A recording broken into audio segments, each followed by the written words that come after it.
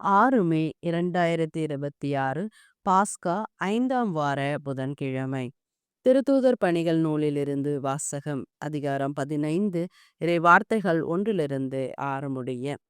அந்நாட்களில் யூதேவியிலிருந்து வந்த சிலர், நீங்கள் மோசேயின் முறைமைப்படி விருத்த சேதனம் செய்து கொள்ளாவிட்டால் மீட்படைய முடியாது என்று சகோதர சகோதரிகளுக்கு கற்பித்து வந்தனர்.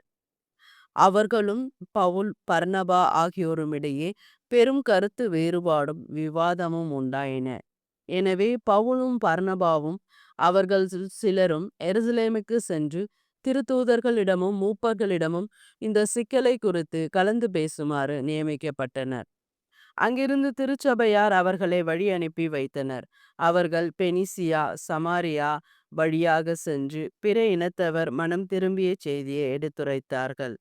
இது சகோதர சகோதரிகள் அனைவரிடம் பெரும் மகிழ்ச்சியை ஏற்படுத்தியது. அவர்கள் எருசலேம் வந்தபொழுது திருச்சபையாளரும் திருத்தூதர்களும் மூப்பர்களும் அவர்களை வரவேற்றார்கள். அப்பொழுது கடவுள் தங்கள் வழியாக செய்த அனைத்தையும் அவர்கள் அறிவித்தார்கள்.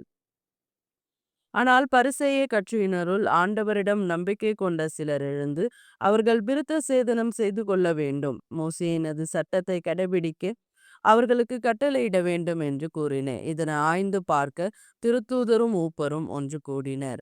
ஆண்டவரின் அருள்வாக்கு. இறைவா உமக்கு நன்றி. பதிலுரை பாடல். பல்லவி. அகமகிழ்ந்து ஆண்டவரது இல்லத்திற்கு போவோம். ஆண்டவரது இல்லத்திற்கு போவோம் என்ற அழைப்பை நான் கேட்டபோது அகமகிழ்ந்தேன். எருசலேமே, இதோ நாங்கள் அடியெடுத்து வைத்து உன் வாயிலை நின்றிருக்கிறோம். பல்லவி. அகமகிழ்ந்து ஆண்டவரது இல்லத்திற்கு போவோம். ஆண்டவரின் திருக்குலத்தார் அங்கே செல்லுகின்றனர். இஸ்ரேல் மக்களுக்கு இட்ட கட்டளைக்கு இணங்க ஆண்டவரது பெயருக்கு அவர்கள் நன்றி செலுத்துவார்கள். அங்கே நீதி வழங்க அரியணைகள் இருக்கின்றன. அவை தாவீது வீட்டாரின் அரியணைகள். பல்லவி. அகமகிழ்ந்து ஆண்டவரது இல்லத்திற்கு போவோம். நற்செய்தி வாசகம். யோவான் எழுதிய தூய நற்செய்தியிலிருந்து வாசகம். அதிகாரம் 15. இறை வார்த்தைகள் 1-8 முடிய. அக்காலத்தில் இயேசு தம் சீடரை நோக்கி கூறியது. உண்மையான திராட்சை கொடி நானே. என் தந்தை அதை நட்டு வளர்ப்பவர். என்னிடமுள்ள கனிகொடாத கிளைகள் அனைத்தையும் அவர் தரித்தெறிந்திடுவார். கனிதரும் அனைத்து கிளைகளையும் மிகுந்த கனி தருமாறு கழித்து விடுவார். நான் சொன்ன வார்த்தைகளால் நீங்கள் ஏற்கனவே தூய்மையாய் இருக்கின்றீர்கள். நான் உங்களோடு இணைந்து இருப்பது போல நீங்களும் என்னோடு இணைந்து இருங்கள்.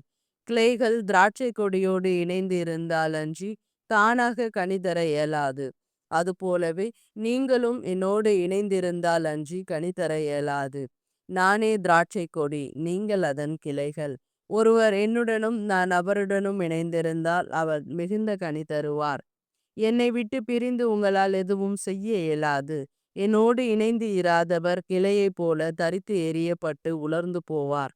அக்கிளைகள் கூட்டி சேர்க்கப்பட்டு நெருப்பிலிட்டு எரிக்கப்படும். நீங்கள் என்னுள்ளும் என் வார்த்தைகள் உங்களுள்ளும் நிலைத்திருந்தால் நீங்கள் விரும்பி கேட்பதெல்லாம் நடக்கும். நீங்கள் மிகுந்த கனி தந்து என் சீடராயிருப்பதே என் தந்தைக்கு மாட்சி அளிக்கிறது.